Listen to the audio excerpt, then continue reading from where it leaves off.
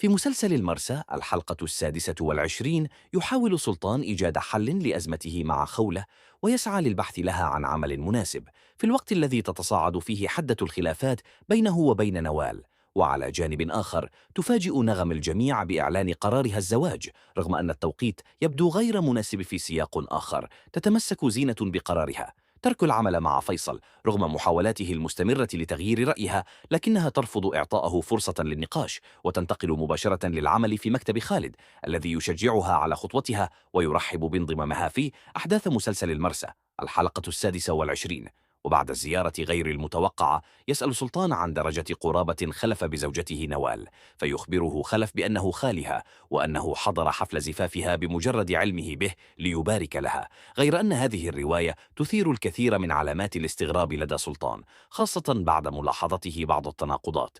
وبنفس الأسلوب غير المباشر تحاول والدة سلطان إبلاغ خولة عن مكان يبحث عن موظفة، مدعية أن الخبر وصلها من صديق قديم لزوجها الراحل. لكن خلال مقابلة العمل يطلب من خولة أن توصل السلام إلى نواف، ما يجعلها تشعر أن هناك أمورا تدار من خلفها دون علمها.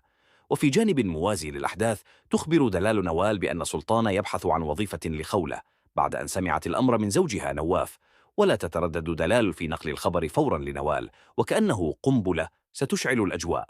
أما سلطان فيبدو أنه يشعر بالذنب تجاه أبنائه وطليقته خولة، ولذلك يستعين بشقيقه نواف للبحث عن عمل مناسب لها بعد رفضها الحصول على النفقة منه، ليقرر مساعدتها بطريقة غير مباشرة. تعود نوال إلى المنزل وهي في حالة غضب شديد، لتندلع مشادة قوية بينها وبين سلطان بسبب مساعدته لخولة. وأثناء الحوار توجه نوال كلمات جارحة لسلطان، معتبرة أنه رجل متقاعد يساعد طليقته بينما هي تعمل وتكافح، وهو ما يجرح كرامته بشدة. بعد ذلك يشعر سلطان بالحزن والقهر خلال مقابلة عمل جديدة، حيث يخبره المسؤول أنه تواصل مع الشركة السابقة التي كان يعمل بها، وأكدوا أن سلطان شخص جيد، لكن حالته الصحية الأخيرة أثرت على أدائه الوظيفي.